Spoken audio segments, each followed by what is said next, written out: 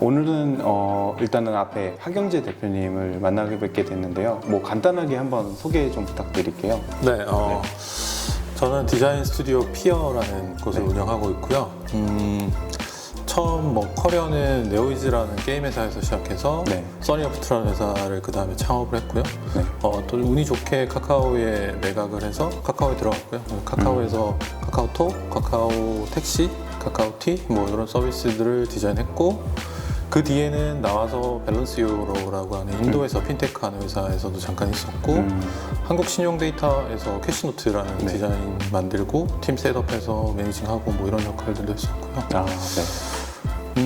그 다음에는 작년까지 크립토시드에서 디파이를 만들고 투자하고 이런 회사를 창업해서 같이 했었습니다. 되게 다양한 이력이 있으신데요.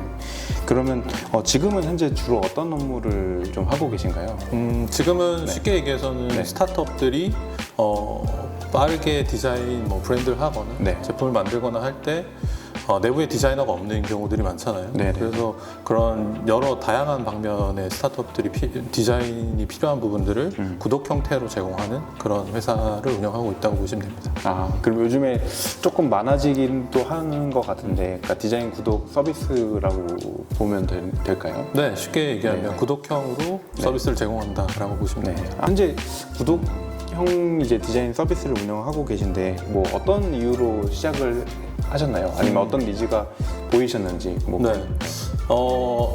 처음에 시작할 때는 이걸 꼭 해야 되겠다라고 시작하진 않았고요.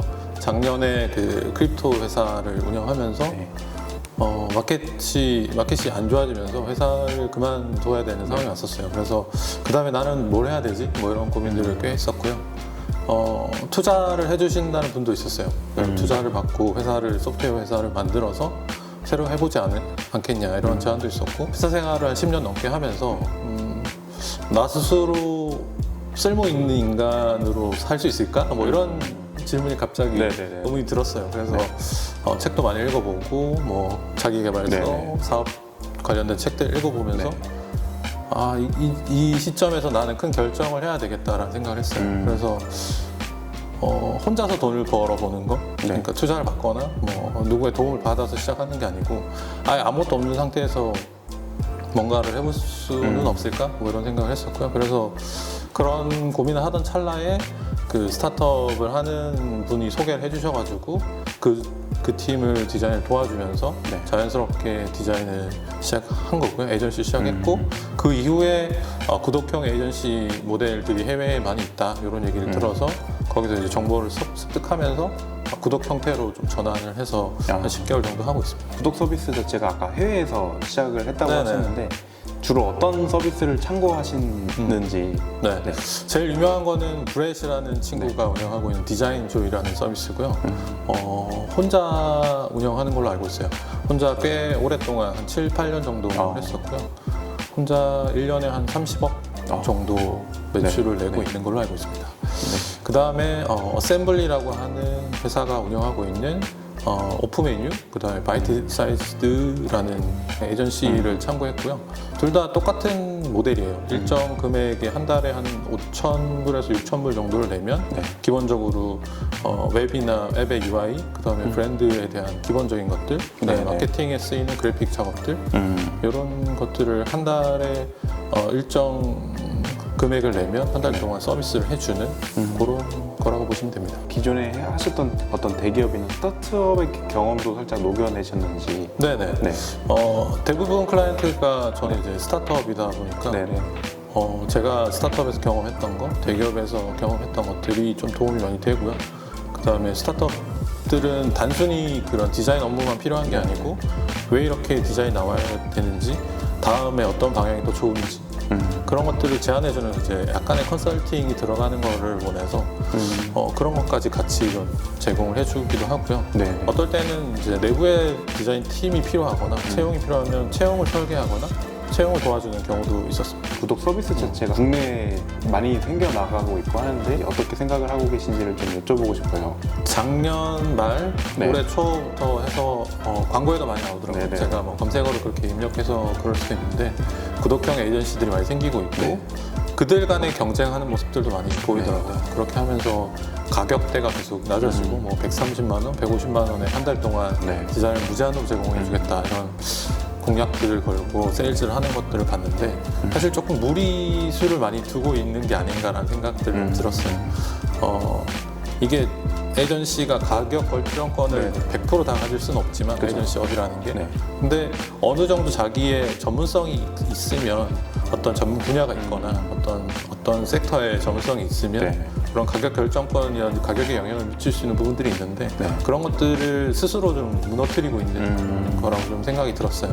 그래서 가격으로만 경쟁하고 자기가 만들어내는 디자인과 결과물들이 어떻게 비즈니스에 영향을 주는지 어떤 게 더 도움이 되는 건지에 대해서는 설명하지 않는 그래서 가격으로만 경쟁하다가 서로 안 좋은 방향으로 가고 있는 게 아닌가라는 걱정이 좀 들었어요. 검색을 주로 하지도 않았는데도 많이 뜨긴 뜨더라고요. 한 명이 월급도 안 되는 비용으로 네. 여러 프로젝트를 한다는 것고 크몽이나 아니면 그런 외주 플랫폼의 형태처럼 계속 치킨 게임이 되지 않나 약간 저도 이제 우려가 되는 것 같아요. 채용하긴 또 그렇고 필요할 때 그때마다 쓰고 싶은데 아쉽지만 어쩔 수 없나 약간 생각도 드는 것 같은데 네. 근데 니즈는 충분히 있는 것 같아요. 네. 스타트업 같은 경우에는 채용에 대한 리스크가 굉장히 크거든요. 초기에 누가 들어오냐에 따라서 임팩트가 크기도 하고 채용했을 때 비용적인 부분들도 문제가 있고 네.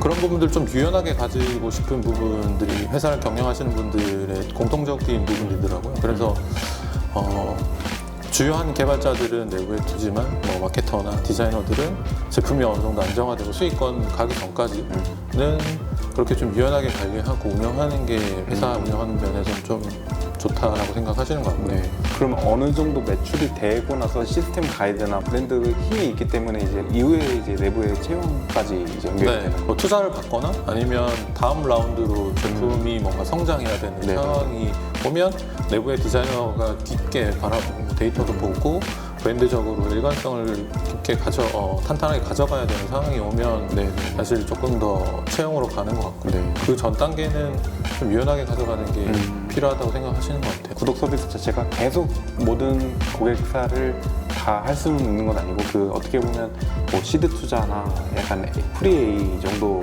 규모면 좀 가능하겠네요. 아무래도 수요가 거기에 제일 많이 있는 것 같고요. 네네. 내부에 디자이너가 있는데 구독형을 쓰는 경우들도 있기는 해요. 근데 이제 그러면 내부에서 어떤 특정한 부분, 마케팅에 많은 뭐 베리에이션이 필요하거나 내부에 브랜드 디자이너가 없는데 브랜드만 전문적으로 하거나 이렇게 좀 특별하게 어떤 능력치들이 필요할 때만 쓰는 네. 경우들이 있는 것 같고요. 해외 사례에서는 에이전시들이 쓰더라고요. 에이전시는 어떻게 보면 갑자기 일이 몰리거나 아니면 갑자기 일이 없거나 했을 때 고정비들이 발생하는데 네. 이렇게 구독 형태의 에이전시들과 같이 이제 파트너 형태로 하면서 일이 없을 때는 정지해 놓고 일이 있을 때는 이제 투입해서 같이 작업하고 이렇게 운영하시는 것 같아요. 당연 때 한번 뵀었고 네. 그때 이후로 운영상에서는 어떠셨는지 좀 궁금합니다. 일단 클라이언트 숫자를 조금 줄였고요. 네. 원래 꽤 많이 했었는데 이제 그 클라이언트가 많다 보니까 혼자 그 컨텍스트 스위칭, 그러니까 약간 네. 뭔가 어떨 때는 헬스케어 했다가 어떨 네. 때는 자동차 했다가 어떨 때는 뭐 소셜 미디어 했다가 그런 스위칭하는 코스트가 너무 크고 혼자서 감당하기 좀 힘든 지경이 와서 조금 줄이고 뭔가 더 체계적으로 만들어 가야 되겠다 생각이 들어서 좀 줄였고요. 그렇게 하면서 AI 툴들 좀 쓰고 내부적으로 템플릿화 시켜 놓을 수 있는 부분들은 최대한 템플릿화 시켜 놓으면서 활용을 많이 하고 있고 개인 프로젝트들이나 뭐 AI 강의나 이런 것들로 뭐 추가적인 수입들을 좀 만들어내고 있습니다. 어떤 특정 사업군에 제한되지는 않을 것 같고요. 제가 잘 해왔고 경험치가 더 있고 제가 더 많은 것들을 줄 수 있는 상태의 회사들과 일을 하고 싶어요. 그게 이제 초기의 스타트업들인 거고요. 네.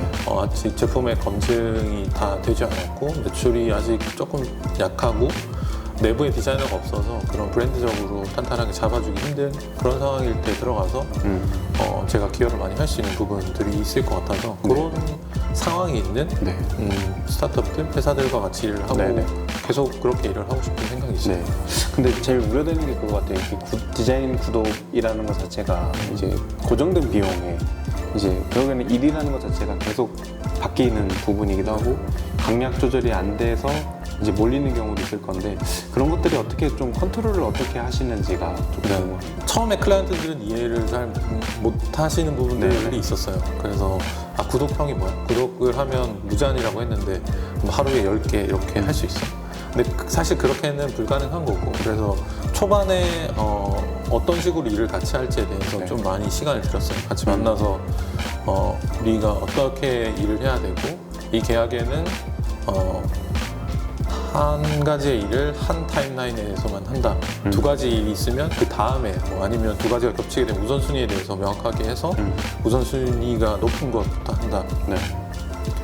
그 대신 뭐 기획이 일주일, 뭐 UX 뭐 프레임 만들고 퍼서널 만들고 이런 작업들보다는 빠르게 제품을 만들어서 보여주고, 브랜드도 초기에 뭐 엄청나게 많은 작업들이 필요한데 그런 네. 것들을 짧게 해서 간단하게 컨텍스트들 공유하고 네. 작업해서 보여주고 바로 런칭할 수 있게 도와주고, 이렇게 하겠다라고 얘기를 하고 네. 계약을 진행을 하고요. 아, 네. 그 다음에 일주일에 한 번 온라인으로 30분 정도 네. 미팅을 하고요. 그렇게 고정적으로 일하는 시스템, 어떤 제약 조건들에서 계속 설명을 하고, 그게 잘 안 되면 다시 또 얘기해 드리고, 뭐 그렇게 하면서 진행을 하고 있죠. 커뮤니케이션 하는데 조금 시간이 네. 소요가 좀 많이 될 것 같아요. 일이 좀 많이 들어왔으면 여기서 이제 어떤 걸 좀 더 우선시할지 뭐 아니면 여기서 어떤 걸 덜어내고 아니면 어떻게 분배를 할지를 그거를 이제 조절을 다 일일이 해야 되는 부분이 있다 보니까 그게 공소가 좀 의외로 드시겠어요. 네. 그래서 일이 처음에 뭔가 만들어지거나 전달이 오면 그거에 대해서 일정을 분명하게 해줘요. 네. 이건 한 3일 걸릴 건데, 아니면 뭐 일주일 걸릴 건데, 이틀 단위로 잘라서 뭐 공유를 해주겠다. 아니면 완전히 뭐 랜딩 페이지 하나 필요한데 라고 하면 빠르게 와이프레임이랑 네. 그 들어가는 뭐 문구들 간단하게 작성해서 주고, 이거를 펌펌하는 동안에 저는 이제 UI적으로 더 다듬거나 뭐 CTA를 더 다듬거나 컬러 스킴을 브랜드에서 가져와서 적용하거나, 이렇게 그런 시간적으로 제가 모든 것들을 다 책임지지 않고 같이 하는 팀에게도 컨펌이나 피드백을 빨리 요구하고, 네. 그래야 다음 진행이 된다라고 계속 푸시를 하죠. 그렇게 해서 뭐 만약에 제가 5개의 클라이언트가 일을 한다고 하면 5개를 하루 종일, 하루에 5개를 하는 건 아니거든요. 네. 한 2개는 오늘 하고 넘겨놓으면 이틀 뒤나 뭐 다음 날 피드백 오면 그 다음 날부터 일을 시작하고, 이렇게 해서 빠르게 작업을 전달하는 대신에 피드백이 와야 진행하고, 그죠. 중복 업무는 하지 않는다라고 이렇게 명시를 해놓고 작업을 하죠. 네, 어떨 때는 갑자기 몰릴 때도 있어요. 5개가 네. 한 번에 들어올 때도 있고, 그러면 이제 분리를 잘 하려고 노력을 하죠. 아니면 뭐 아까 얘기했던 AI를 엄청 활용을 하거나, 아니면 템플릿들을 가져와서 빠르게 적용을 하거나, 이렇게 해서 딜리버리를 빨리 해주는 게 일단은 이 기업들이 원하는 것들이라서. 네. 네. 구독형이라고 하면 한 달 안에 어떻게든 비용 대비해서 결과들을 얻어가려고 하는 부분들이 있거든요. 네. 뭐 스타트업 하시는 분들은 사실 이거를 뭐 헬스 클럽에 등록해놓고 뭐 안 쓰지 않냐, 뭐 이런 부분들도 계약 전에 물어보시는데, 사실 그런 분들은 없고요. 돈을 낸 만큼 그거보다 더 많이 결과를 얻으시려고 하는 거기 때문에 계속 빠르게 피드백 주고 빠르게 다음 작업들에 대해서 리스트업을 해놓고, 그게 이제 좀 몇 달 하다 보니까 팀에서도 익숙해져요. 제가 어느 정도 끝난다고 얘기를 했으니까 다음 태스크는 뭐로 이렇게 해놓고, 기획도 계속 핑퐁하다 보니까 작업이 늦어지니까 네. 기획도 어느 정도 해서 가져오고, 이렇게 해서 조금씩 서로 공부하고 학습해가면서 하게 되는 것 같아요. 그러니까 오히려 계속 유지를 할수록 오히려 안정적인 형태가 되긴 하겠네요. 이게 한 10개월 정도 유지한 클라이언트가 있는데 채용을 안 하는 형태로 갔어요. 이게 계속 만족스럽고, 네. 왜냐하면 고정비에 대한 부분들이 리스크도 줄어들고, 스타트업은 또 초기 멤버들한테 지분을 줘야 되는데 저는 그쵸. 지분을 받지 않으니까 네, 네. 그런 부분들이 이제 창업하시는 분들에게 좀 매력적으로 다가오는 것 같고요. 그래서 계속 유지를 하고 계시는 부분이 있습니다. 경제 대표님께서 다양한 경험이 있기 때문에 다양한 분야가 와도 소화가 낼 수 있다고 생각이 드는데 채용을 또 고려도 하고 계신가요? 아직은 조금 더 장기적으로 생각을 해보고 있어요. 여러 가지 방향으로 생각을 하고 있고요. 제가 저만 할 수 있는 부분이 있는 것 같아요. 네. 이게 저번 강의 때도 설명을 드렸는데 피드백이 약간 너니까 할 수 있는 어떤 구조로 일을 하고 있는 거 아니냐. 사실 그것들 돌이켜보면 좀 맞는 것 같아요. 스타트업 경험도 있고 다양한 뭐 브랜드, UX, 네. 뭐 웹 앱 다 해보고 뭐 런칭도 해보고 뭐 중간에 실험도 하고 상장도 시켜 다 투자도 받아보고 이런 것들을 하다 보니까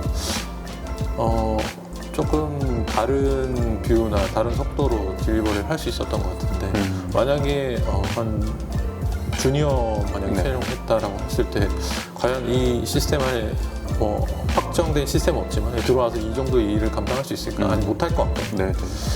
그래서 조금 더 전문적인 분야를 시스템화해서 다른 브랜드로 접근을 하든지